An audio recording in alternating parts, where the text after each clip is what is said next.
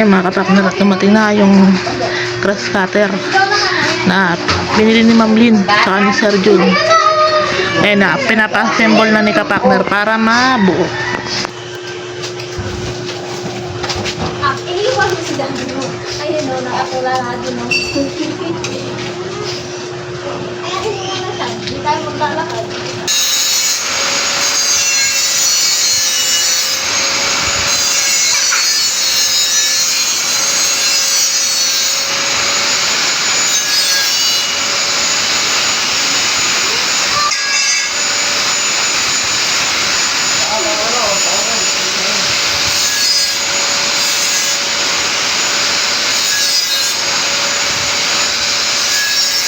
Yung mga kapakner, nagpabili nga tayo ng grasa para ilalagay natin dito sa grass cutter. Tapos, tuting maliit.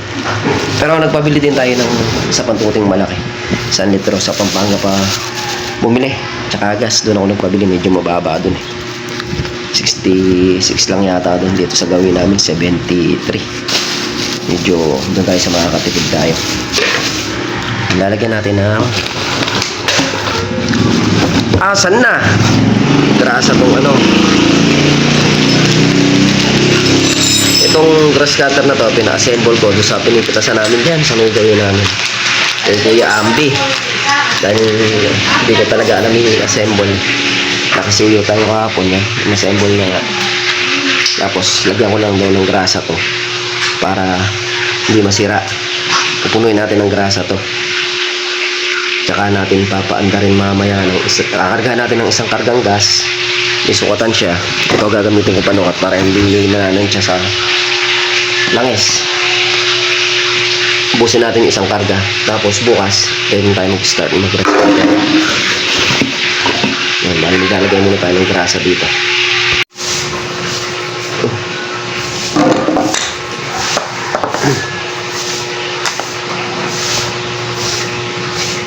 Bango. Lema.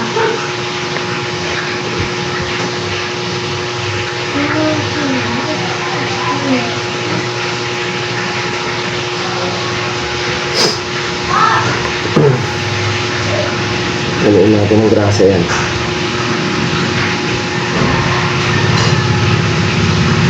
Tapos sasalpak natin dito.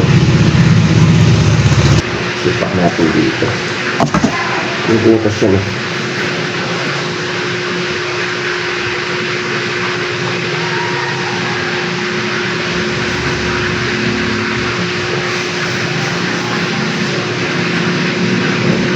Butas.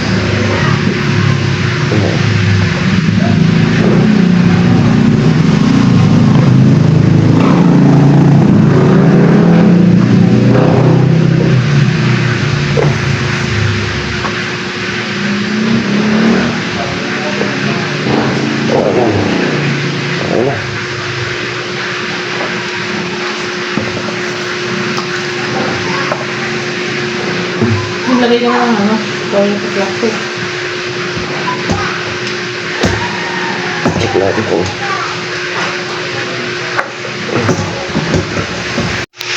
nakakabit na natin. Okay na siya.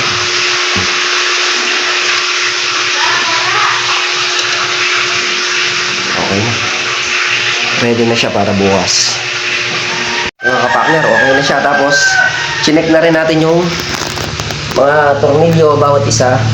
Chinek natin kung mahigpit ba o ano, para sure ball. Kasi pag may lumubing tornilyo dyan, para magkalas-kalas. Mahigpit naman, okay naman yung mga tornilyo niya. Yung pinag-check natin kanina yan. Lagyan na natin ng gas. Ito yung gagamitin natin. Timplahan. Ang takal ng magiging gas niya is 500. Hanggang dito, gas. Hindi kita eh. Tapos, yung magiging langis niya is 600 ml. Yun ang magiging takal niya. Lagyan natin dito. Yung mga partner, at okay na nga. Ito, yung gas niya, yun, yung anuhan naman. Tapos yung Mula dito sa may gas, malabo yung camera natin. Mula dito sa may gas hanggang sa 600 ml yung lungs niya. Bali binilang ko siya mga nasa 8 takal na malit na takip.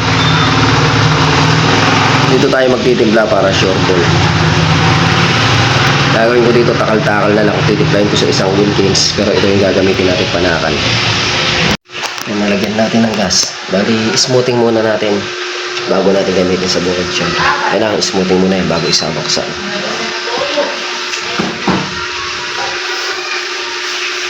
testingin natin.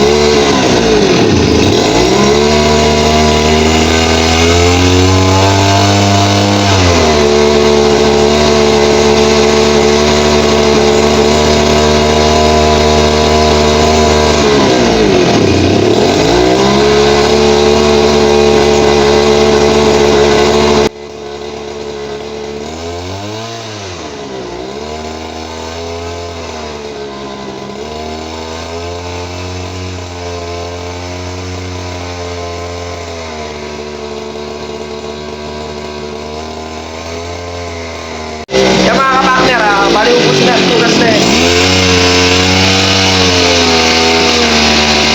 Ubusin lang natin tugas na yan. Pag naubos yan, ready natin kami dito sa farm.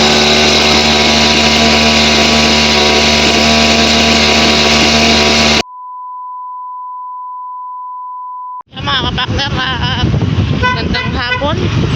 Ayun at papunta nga kami sa bukid. Natin na ay grass cutter sa kayo mga gasolina. Ayun sa may kolong-kolong. Ayun, nakasikil tayo. Hindi natin mabubuhat lahat yun eh. Kaya pinasakay natin sa may bayaw namin. Sa kolong-kolong.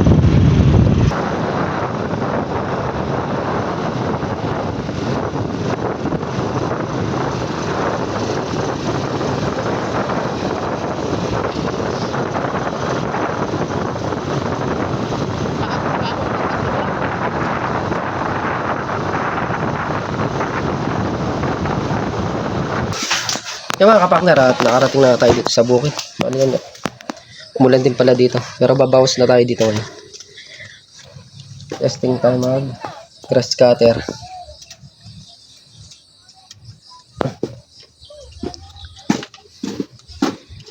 Gas natin. Tututin na to.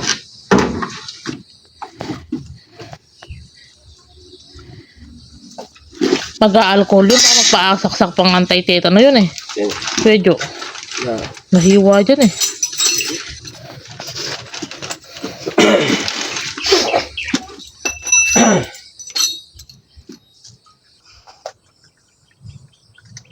Yung mga kapakner, unahin na raw natin grass cutter ito.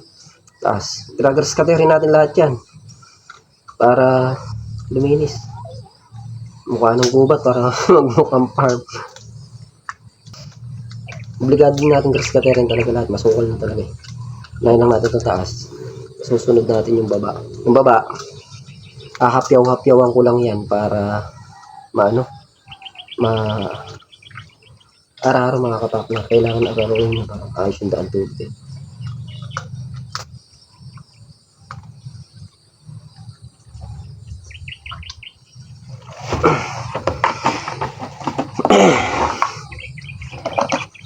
Branyo.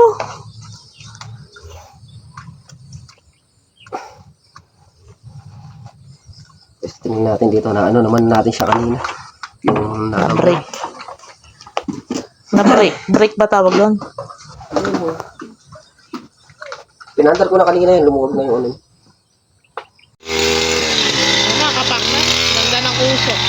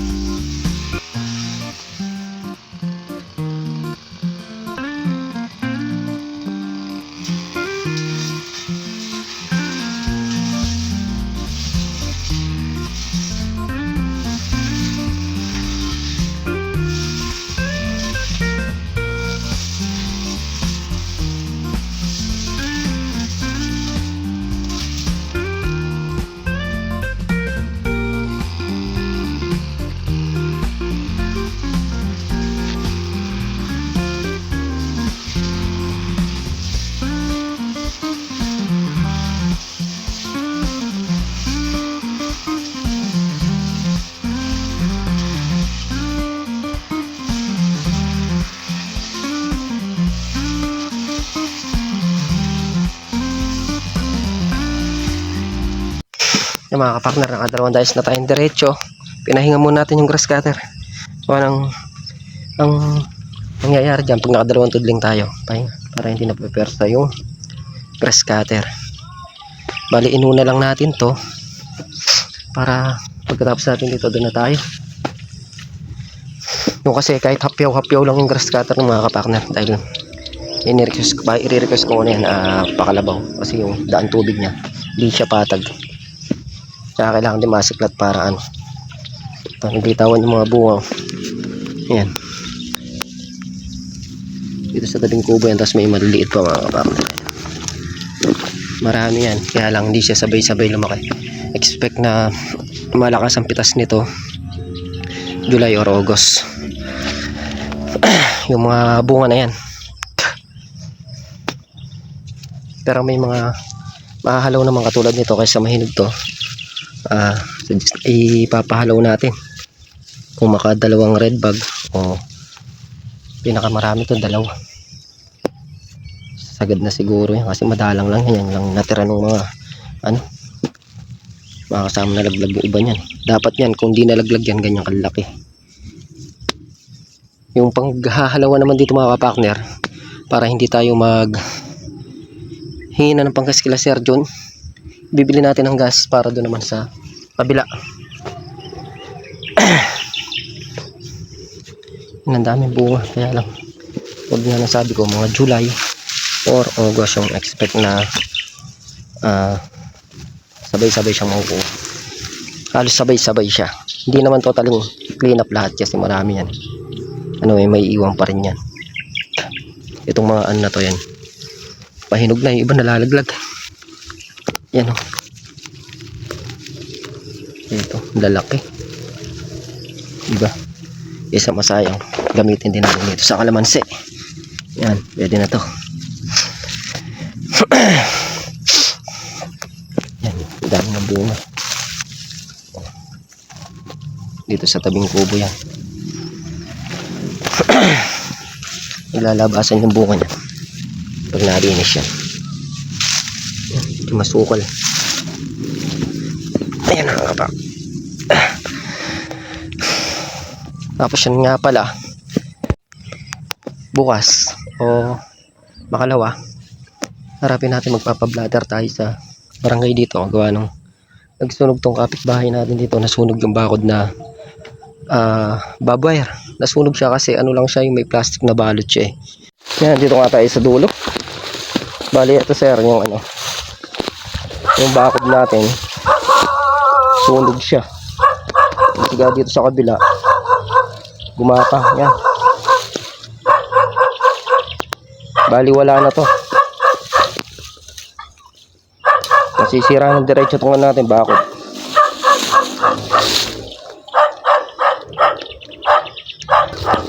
Yan, pinakita ko lang po sa inyo para alam nyo yung nangyayari dito sa may farm. Ay, mahaba yan. Ay, mula doon papunta dito hanggang dito. Buti hindi nasunog tong kalamansi, kasi pagka nasunog tong kalamansi pagbabayarin natin sila. Bawal magsilab sa ganyan. Pero kung yung babayar na yan, hindi masusunog. Buti hindi inabot yung kalamansi. Pablablatter natin para kung ano may mangyari dito sa may kalamansi, masunog naman, mauobliga siya magbayad. Wawarningan na natin kasi hindi na tama. Maabuso na, 2 beses na yan. Yun din binakod natin, nagsunog din siya. Ubaya na namin sa hindi namin siya pinansin doon. Kaya lang pangalawa na pagka napangatlo baka malaki na maging damage. Kaya doon sa may-ari, pinagkatiwala sa atin tong farm para asikasuhin at bantayan, alagaan, hindi perwisyohin. Tapos yun nga mapiperwisyo pa ng iba. Kaya tayo naman bago tayo naman nagdesisyon na ganun mga kapakner, blatter natin, sinangguni ko rin kila Sir John para sila pa rin kasi ma-didesisyon yan. Tauhan lang tayo dito, porsyentuhan lang tayo dito. Yun yung maganda solusyon doon para matigil na. Yun, at saka para walang away. Kasi tayo, anak buhay lang yung gusto ko dito. Ayaw makipag-away, ayaw makipag ano. Kaya daanin natin sa magandang usapan. Ayan, ang daming ano. Bunga, nakakatuwa siya, kapak na. Ayan. Diba?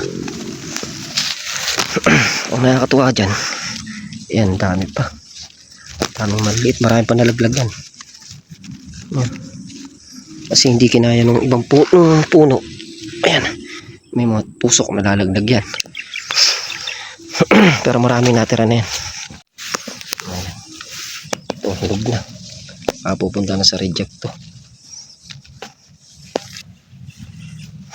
Bayaran lang ng reject 450, 500 yata. Halos ano yan. Pag pinapulot natin yung kumamadalang, maganda rin ang upa. Pagka marami bunga, kahit umupa ka lang ng, kasi kami ang upa namin ngayon sa ngayon eh 150 yata ka lang, mas 200 pagka 2K umabot kami ng 300 to 400 conforme sa bunga. Pagka pulutin eh pinaka mababa namin upa 500 o 700 pagka pulutin. Ito kung mababa yung kalamansi, pwede natin ilaban ng hati kung makailan. Upang pitas kunyari ang kalamansi ay 1-1, ang ano nun 550 sa mamitas, 550 sa may ari ng puno. Kasi sa luwang na yan makakuha ka lang ng 2 red bag dyan, lugi yung mga mitas dyan. Kaya ganun ang laban ng mga kapakner. Mga mitas tayo kaya alam natin yan. Ang purpose nito kaysa masayang lang, kaysa malaglag lang siya sa lupa, o di mapakinabangan natin kung makakuha tayo ng mga 1.5 dito, pambili ng gas yun. Hindi na natin iyaano ko lang Sir John. Malaking bagay yung mga kapakner na ito mapipitas dito ay panggagas natin. Ayan. Ayan, papunta na sa ano yan, papunta na sa lagihay yan. Ayunog lang yan, malalaglag lang. Ito sinasabi ko. Ayan, laglag na ako. Diba? Sa totoo lang mga kapakner, matagal namin ginagawa to. Napahalaw namin ng kalamansi. Tapos, sabi ko nga, ginagastos din namin pang ano dito. Pambiling gamot, patubig. Pero alam nila Sir John yun. Chinachat natin yan. Hindi lang natin binibidyo kung muna kakakunti lang. Isang red bag yata, kulang isang red bag, kalahati. Basta, konti lang, hindi siya ano. Pinabalikos lang natin dito sa may kalamansi. O yan, bunga. Oh, may bunga.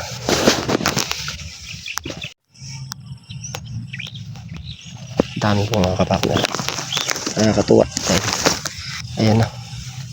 Itong grass cutter natin na to, kahit hindi ako mahinang tapos ko dito siguro mga 7 araw, kasi ang pag-grass cutter dito ay putol-putol lang. Hindi natin pepersahin yung grass cutter. Tapos sa kabila, ganun din siguro. Kaya naman natin kahit solo lang. Sanay naman tayo grass cutter ng solo. Kaya walang problema.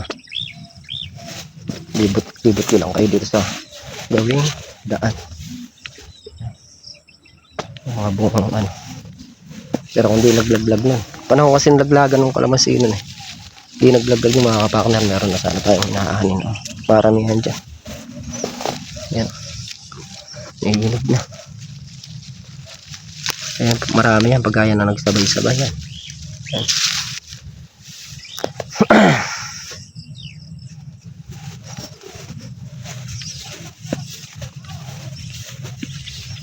Marami yung mga kapakner. Habang napanilaw siya ng ano, kung sobrang kapal na sukal, hindi rin siya na ano.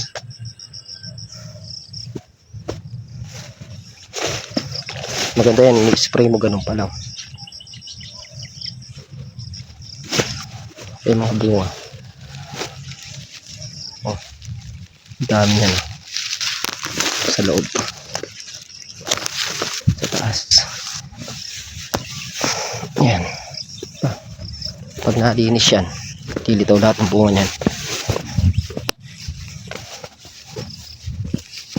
Umulan din kanina dito mga kapakner. Natin sayang yung araw. Sabi nga namin makabawas lang kahit ilang tudling. Tapos bukas ganun uli. Sa hapon ganun uli. Araw-araw. O unti-unti matatapos din. Oh. Wala nang spray niya pero may tira pa tayong gamot doon. Pag nalinis natin ang gusto to, wala ating drum pa yun eh. I-spray ko dito. Tag-ulan naman eh.